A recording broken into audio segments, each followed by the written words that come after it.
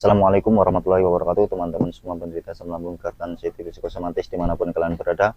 Semoga kalian diberikan kesembuhan, diberikan kesenangan, kebahagiaan serta ketenangan. Amin amin ya rabbal alamin. Baik, berjumpa lagi dengan saya tentunya di channel Berpikir Positif, masih tetap mengupas gangguan asam lambung, hipertensi, psikosomatis. Bagi teman-teman yang baru saja bergabung, alangkah baiknya subscribe terlebih dahulu agar channel ini berkembang. Kalau channel ini berkembang, tentu akan menjadikan suatu kesemangatan bagi saya untuk selalu memotivasi, mengedukasi, minimalnya menemani teman-teman penderita asam lambung, hipertensi, psikosomatis. Baik, untuk sesi kali ini saya akan memperjelaskan sensasi yang saya rasakan di saat saya kena gangguan asam lambung, hipertensi, psikosomatis.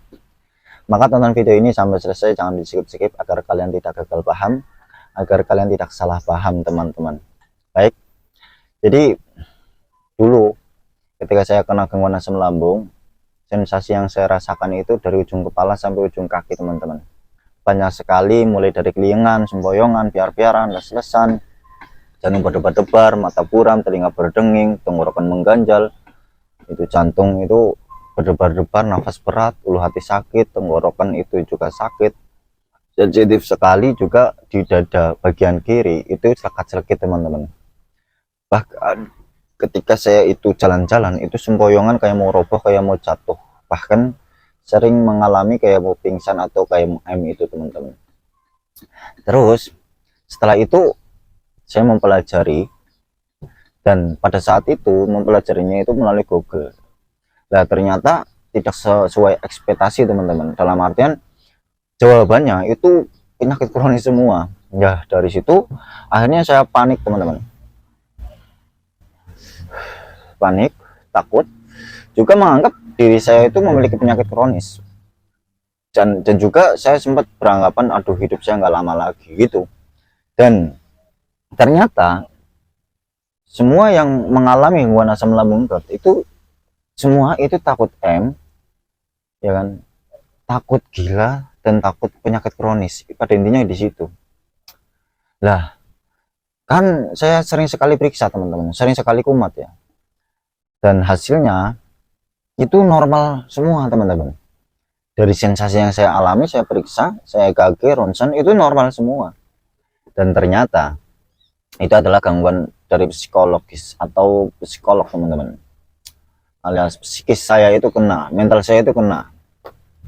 Nah itu ternyata psikosomatik teman-teman, adalah bentuk respon tubuh saja atau respon dimana saya itu mengalami kesetresan yang berlebihan. Karena yang ada di otak saya pada saat itu mengingat takut kronis, takut penyakit berat, takut gila, dan takut gitu. Jangankan tenang, itu nggak pernah sama sekali teman-teman. Tenang itu boro-boro, yang ada itu selalu menghubungkan sama penyakit kronis, selalu menghubungkan sama penyakit berat, intinya gitu. Mental saya semakin down, sampai kalau dengar suara ambulan itu takutnya minta ampun, dengar kabar duka jantung berdebar, nafas berat, takut, sempoyongan, langsung piar-piaran, pandangan nyata dan tidak nyata, juga seketika lemes. Kalau baru saja dengar assalamualaikum di masjid, dan semua penderita asam lambung, hipertensi, psikosomatis itu takut kalau mendengarkan kabar duka teman-teman. Semua yang mengalami itu udah pasti, karena apa? Mental. Dan intinya itu kembali takut Nah terus nggak itu, kadang merasakan kayak ada gempa teman-teman. Di saat lagi santai duduk itu tiba-tiba kayak ada gempa gitu loh. Sampai dulu itu sempat searching gempa hari ini, ternyata itu gempa atau serasa kayak gempa itu dari tubuh saya sendiri, bukan dari alam gitu loh. Itu psikosomatik. Dan akhirnya saya bangkit, saya berusaha keluar dari gangguan anxiety disorder. Saya merutinitaskan kegiatan jalan-jalan pagi, setelah itu berjemur. Itu pun saya secara kontinu teman-teman, karena sangat membantu sekali bagi saya rutinitas jalan-jalan pagi dan berjemur itu. Bahkan saya sempat nggak jalan-jalan pagi dan berjemur, itu tiba-tiba cemas sore harinya, juga malamnya susah banget tidur, pikirannya ngaco, pikirannya negatif, sehingga saya itu terganggu di pola tidurnya, sering sekali begadang begitu. Dan tidak hanya itu teman-teman, penderitaan anxiety itu mudah sensitif sekali. Bahkan ada orang yang melihatin kita, ya pikiran kita itu ngaco, jangan-jangan ada apa-apa nih di tubuh saya, jangan-jangan ada apa-apa nih di kehidupan saya, atau jangan-jangan ini aku nggak akan lama lagi. Itulah pikiran anxiety. Bahkan kalau ada orang cerita tentang penyakit, padahal bukan membicarakan kita, tidak membahas tentang kita, itu penderitaan anxiety itu langsung menghubungkan penyakit itu seperti yang kita alami gitu loh, atau kita juga memiliki penyakit kronis gitu. Pokoknya sensitif sekali lah orang anxiety. Didoakan orang normal semoga diberi kesehatan ya, pikirannya udah ngaco penderitaan anxiety itu. Jadi penderitaan anxiety itu sensitif sekali. Jadi maklum, karena apa? Karena setiap hari itu waspada terus, hidupnya nggak pernah tenang kan, hidupnya itu kayak susah sekali diungkapkan, kayak di dunia lain, nyata dan tidak nyata. Tapi tenang teman-teman, semua yang kalian alami perihal kayak sensasi itu aman teman-teman, tidak berbahaya, apapun sensasinya itu aman. Nah, saya melewati gangguan anxiety disorder itu dengan cara bersikap masa bodoh. Dengan bersikap masa bodoh, maka lama-kelamaan sensasi itu hilang dengan sendirinya teman-teman. Ya, tentu susah sekali kalau kalian itu belum mau bangkit, dalam artian belum mau konsisten jalan-jalan pagi dan berjemur, memperbaiki pola makan dan memperbaiki pola pikirnya. Itu pengalaman saya. Jadi lakukan dulu lebih dahulu pola hidupnya itu. Yang nggak biasa jalan-jalan pagi, ya rutinkan kembali. Rutinkan, harus buat agenda jalan-jalan pagi dan berjemur. Itu sangat membantu. Nanti lama-kelamaan sensasi akan berkurang, juga akan sedikit naik mentalnya. Terus bagi teman-teman yang sering sekali mengalami gampang capek, gampang lelah, itu wajar teman-teman. Karena energinya itu mudah sekali terkuras oleh pola pikir. Capek mana coba bayangkan. Orang yang capek fisik sama capek pikiran, tentu lebih capek pikiran dibanding capek fisik. Kalau capek pikiran, apalagi kita yang dalam gangguan anxiety disorder, itu walaupun kita bawa tidur pun, itu nggak hilang pikiran negatif itu, dan capek lagi. Belum lagi penderitaan anxiety, di saat tidur kan mudah sekali terkejut, belum lagi mimpi buruk juga. Gitu. Jadi nggak ada hentinya. Jadi wajar kalau kalian itu gampang capek, ngos-ngosan, gampang lelah, karena energinya itu terkuras oleh pola pikir, sementara makanan yang dimakan itu belum memenuhi kebutuhan tubuh. Karena apa? Yaitu karena asam lambungnya belum membaik, jadi untuk menyerap nutrisi itu belum stabil teman-teman. Jadi nggak apa-apa, banyakin minum air hangat aja, biar kalian nggak stres memikirkan hal yang nggak jelas itu, yang negatif. Kalian cobalah mainlah ke kebun, mainlah ke sungai, melihat air yang mengalir di sungai, melihat hijau-hijauan di kebun. Itu manfaatnya untuk mengendalikan pola pikir yang selalu negatif, pola pikir yang selalu ngaco gitu. Jadi pada intinya bersikap masa bodoh dengan melakukan aktivitas yang menyenangkan, baik menyenangkan di mata, baik menyenangkan di pola pikir gitu teman-teman. Kalian harus fokus terhadap hal-hal yang baru. Kalian harus mengalihkan semampu kalian, sebisa mungkin. Kalian jangan mengurung diri. Kalau mengurung diri, yang ada kalian itu, sepengalaman saya teman-teman, itu mengingat umur, juga beranggapan hidup nggak lama lagi, memiliki penyakit kronis, takut gila. Apalagi kalau penderitaan anxiety, kalau mengurung diri itu suka sekali brain fog teman-teman, memikirkan dua hal dengan di waktu yang bersamaan. Contoh, satu memikirkan kebutuhan hidup, yang satunya memikirkan keadaan gangguan anxiety disorder. Lah itu wah susah sekali dikontrol pikirannya. Biasanya sepengalaman saya kayak gitu, itu mendatangkan kecemasan, penasaran, panik teman-teman. Langsung jantung berdebar-debar, nafas berat. Jangankan mengurung diri, paham saya teman-teman. Orang anxiety mau pergi jauh, naik kendaraan, entah itu motor ataupun mobil, pikirannya udah ngaco. nanti kalau kenapa-kenapa di jalan gimana, nanti kalau pingsan gimana, siapa yang nolongin, nanti kalau pingsan beneran malu, ya kan. Kalau bepergian melalui jalur atau jalan raya, itu pikirannya nanti kalau berpapasan dengan kendaraan besar gimana, nanti takut ketabrak, takut gini gitulah. Itulah penderitaan Siti. Jadi penderitaan Siti pada intinya itu membuat skenario sendiri, teman-teman. Membuat skenario sendiri. Gitu. Jadi dari situ, karena adanya ketraumaan sebenarnya, teman-teman. Intinya semua penderitaan Siti itu takut penyakit kronis, takut penyakit berat, dan takut aman, teman-teman. Apapun sensasinya bagi penderitaan Siti itu aman, tidak berbahaya sama sekali. Itu hanya bentuk respon tubuh saja, kalian cuekin. Terus ada yang tanya di kolom komentar, Bang, apa sensasi terakhir kamu? Nah, sensasi terakhir aku sebenarnya agak lupa, teman-teman, karena udah lama dan saya nggak ingat-ingat lagi, karena hal itu tidak mengenakan, jadi saya lupakan. Seingat saya, teman-teman, itu sensasi yang terakhir itu kayak gampang capeknya sih, juga di pikiran, teman-teman. Di pikiran saya itu masih kuat sekali hal yang negatifnya, dan itu saya membutuhkan proses yang lama, teman-teman, cara menyembuhkan pola pikirnya.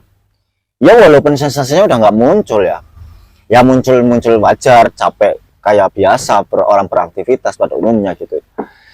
Dalam pola pikirnya itu berpikirnya gini, teman-teman, aku hidupnya masih lama nggak ya gitu kan. Juga berpikirnya aku memiliki penyakit kronis nggak ya sebenarnya gitu. Terus aku itu sebenarnya sehat nggak sih? Intinya pikiran itu lebih sering ke bertanya-tanya, teman-teman. Dalam kutip, yaitu sering menanyakan kondisi dalam tubuh saya, ke diri saya sendiri. Jadi itu yang terakhir saya alami ketika saya kena gangguan asam lambung serta anxiety psikosomatis. Ngopi dulu, teman-teman. Saya sudah biasa, sudah ngopi terus, ya udah aman. Terus herbal yang saya minum, teman-teman, itu kunyit sampai bosan. Nah, setelah saya tahu, karena saya periksa berulang kali hasilnya normal, akhirnya saya putuskan saya nggak minum herbal seperti kunyit. Saya itu fokus dengan alami, teman-teman. Dalam artian berdamai dengan alam, menerima keadaan saya, gangguan ini, saya ikhlas. Yang penting saya ikhtiar berusaha keluar dari gangguan anxiety disorder. Dan pada saat itu sering sekali saya itu mengeluh kapan sembuhnya. Ya akhirnya saya kurangin mengeluh, saya pasrah, saya sadari kalau saya kena gangguan asam lambung serta anxiety psikosomatis. Yang wajib bagi saya itu ikhtiar berusaha menjalani metodenya, dan si izin Allah saya diberi kesembuhan, dan si izin Allah ya hidup seperti biasa lagi. Tapi walaupun saya sudah sembuh, saya tetap berusaha menjaga metode-metodenya atau 3P-nya itu, teman-teman. Karena apa? Ya untuk menanggulangi atau biar nggak kambuh lagi gitu loh. Mulai dari pola pikirnya saya sudah nggak kayak dulu saya itu latar belakangnya perfeksionis, teman-teman. Takut dibilang orang, terus takut apapun, terus apa dipikir, teman-teman. Dan semenjak saya sembuh kena gangguan asam lambung, saya itu berlatih bersikap masa bodoh. Nah dari situ saya berlatih dari pengalaman yang sudah terlewati, saya berlatih bersikap masa bodoh dalam apapun itu, dalam situasi apapun. Dan alhamdulillah jadi tubuh ini itu tenang, netral, teman-teman. Karena ya seakan-akan kayak nggak punya target rencana ke depan, tapi sebenarnya ada, cuma nggak kayak dulu gitu loh. Nggak ambisius banget. Yang penting sudah berikhtiar, sudah berusaha kayak gitu. Nah, terus bagi teman-teman kalau pengen cepat sembuh itu kuncinya, teman-teman, bodo amat. Entah itu kalian mau dibilang kurang iman kayak mengada-ngada lebih, bodo amat, itu kuncinya gitu. Terus sensasi juga kayak gitu, bodo amat lah. Kemarin juga merasakan sensasi semboyongan kayak mau jatuh, kayak mau pingsan. Ya realitanya, nyatanya pun kalian juga ya nggak pingsan, ya nggak jatuh, ya nggak Jadi kesimpulannya aman. Cuma mengganggu sekali, saya tahu, saya merasakan hal itu. Memang nggak nyaman sekali. Tapi apa boleh buat kalau kalian itu berusaha lah, setidaknya bodo amat gitu. Ya terima, terus afirmasi positif, aku kuat, aku tenang, aku baik-baik saja gitu. Buktikan kalau kalian itu bisa. Dobrak mental yang ngecek-ngecek itu. Kalian main kemanapun untuk melatih mental. Kalau kok tiba-tiba ada pikiran muncul, kalian ingin cepat-cepat pulang, ya, yang membuat sensasi itu kayak jantung berdebar sama nafas berat muncul, kalian berjuang, jangan pulang. Itu mental-mental pengkhianat, teman-teman. Itu mental-mental yang nggak ada usahanya, pengen keluar, pengen cepat sembuh. Kalau kalian kepengen cepat sembuh, yaitu di saat ada pola pikir yang negatif, seakan-akan kayak mau pingsan, kayak mau jatuh di tengah jalan, yang membuat kalian ingin cepat-cepat pulang, yakin kalian itu sebenarnya aman, teman-teman, nggak akan terjadi. Yang penting kalian itu jangan pulang. Itu kalau perlu, kalian di saat pergi melatih mental yang ngecek-ngecek itu, kalian bawa air hangat, teman-teman. Termos kecil kan ada. Kalau susah, ya setidaknya bawa aqua lah yang enteng itu, bawa air putih. Dan nanti di saat kalian itu jantung berdebar, nafas berat, ingin cepat-cepat pulang, kalian minum air, nanti akan meredakan. Tentu juga akan membuat kalian itu sendawa. Kalau sendawa itu agak tenangan. Itu pengalaman saya, teman-teman. Karena orang yang cemas pasti bawaannya kepengen sendawa, teman-teman. Itu pengalaman saya. Nah kalau sudah sendawa, ya itu aman, itu enak, teman-teman. Itu. Nah kalau seandainya teman-teman yang masih mengalami susah sendawa, itu mudah sekali, cukup minum air hangat aja. Gitu. Intinya sembuh dari gangguan asam lambung, GERD, anxiety, psikosomatis itu gampang sekali, teman-teman. Itu pengalaman saya sih, gampang ternyata, teman-teman. Nyatanya alhamdulillah saya 3 bulan, ya 3 bulan lebih lah, itu saya ya sembuh. Ternyata ya bodoh amat, kunci sembuh dari gangguan anxiety disorder itu bodoh amat. Terus jangan kepo lah, terus jangan kebanyakan nonton video-video yang masih dalam ruang lingkup membuat kalian itu sensitif. Contoh, kalau lagi masih proses kesembuhan, proses menuju sembuh, itu alangkah baiknya hindari bermain HP, kebanyakan bermain HP, hindari scroll video, hindari menonton video-video yang membuat mental kalian itu down kembali. Itu pengalaman saya kayak gitu, teman-teman.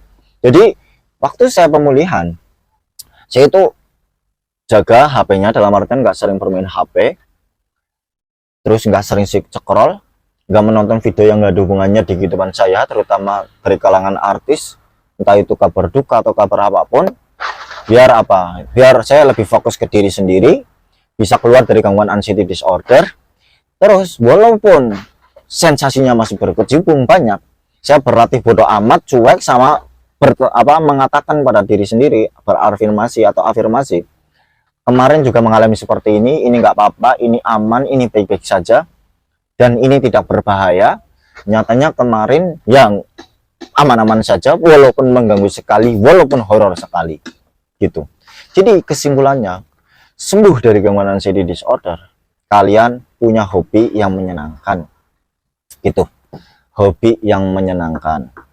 Terus jangan menghubungkan mimpi buruk yang sering mengalami mimpi buruk itu ya. Saya juga dulu gitu, teman-teman. Mimpi orang terdekat meninggal, mimpi kita jatuh, mimpi apapun, hal-hal yang buruk lah ya. Itu jangan dihubungkan sama di dunia nyata kita, teman-teman. Orang yang kena gangguan anxiety itu semua mengalami mimpi buruk, teman-teman. Kenapa terjadi, Mas? Kenapa bisa mimpi buruk? Karena gini, teman-teman. Kita tiap hari kan dikontrol oleh pikiran negatif. Tentu dari pikiran negatif itu menguasai alam bawah sadar kita, amigdala kita. Dari amigdala kita yang sudah terkotori oleh pikiran negatif, akhirnya mempengaruhi ke tidur kita. Jadi jangan heran kalau kita sering bermimpi buruk, mengalami mudah terkejut, tiba-tiba kayak hati teriris, ya kan, shock gitu, panik, cemas lagi tidur. Belum lagi hawanya itu dingin sekali, greges, ya bahasa Jawanya itu greges. Itu wajar, teman-teman. Kecuali kalian itu overnya udah nggak over banget ya, maksudnya pikiran negatifnya nggak over banget, nggak over lah. Tentu itu akan memperindah tidur kalian, nggak mengganggu gitu. Nah intinya ya itu, kalian hindari pikiran-pikiran negatif, hindari mengikuti pikiran-pikiran yang ngacau itu, biar enggak selalu terganggu tidurnya, nggak selalu mimpi buruk. Lah, ininya kalian sudah sering mengabaikan pikiran negatif itu. Nanti lama-kelamaan juga akan lupa. Ya, walaupun nggak langsung spontan lupa, itu butuh proses, teman-teman. Kalian fokus saja memperbaiki pola tidurnya, pola hidupnya itu. Jangan begadang terlebih dahulu, itu harus dihindari. Minimal sekali tidur dalam satu malam itu 8 jam. Kalau masih susah tidur dalam satu malam 8 jam, kalian usahakan tidur jam 8 malam. Kalau seandainya kalian itu terbayang akan pikiran negatif, selalu keingat pikiran negatif, takut nggak bangun, cari hal yang menenangkan, yang membuat kalian tenang, biar kalian itu teralihkan dari pikiran-pikiran negatif itu.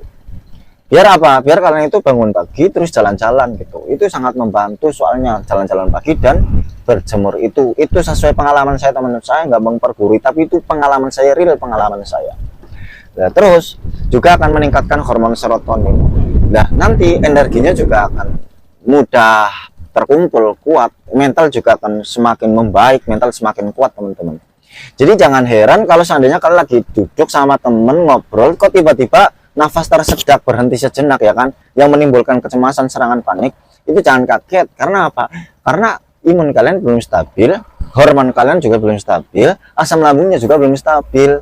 Maka fokus saja memperbaiki pola hidupnya, pola pikirnya, dan pola makannya. Nah, pola makan, orang yang asam lambung, alangkah baiknya makan itu jangan kebanyakan mantang. Yang penting itu makan sesuai kebutuhan tubuh, dan porsinya itu sedikit terlebih dahulu. Banyakin minum air hangat, minimal sekali itu 8 gelas dalam satu hari, teman-teman. Gitu, itu sesuai pengalaman saya. Jadi jangan heran ya kalau kalian lagi duduk santai ngobrol, itu mudah tersedak, nafas berat, nafas itu berhenti sejenak, itu jangan kaget. Itu memang kayak gitu, saya pernah ngalamin hal itu, teman-teman. Udah, pokoknya berjuang terus, tetap semangat, jangan mengeluh, terima, sadari kalau kalian kena anxiety, tiba-tiba pikiran negatif itu datang, kalian sadari bahwa pikiran yang negatif itu muncul dari anxiety, itu permainan anxiety itu sendiri, teman-teman. Kurang lebihnya mohon dimaafkan. Sebelum saya tutup, semoga kalian lekas sembuh, lekas membaik, diberi kemudahan, diberi rezeki yang banyak, yang lancar, berkah, barokah, manfaat, teman-teman. Saya akhiri, wassalamualaikum warahmatullahi wabarakatuh.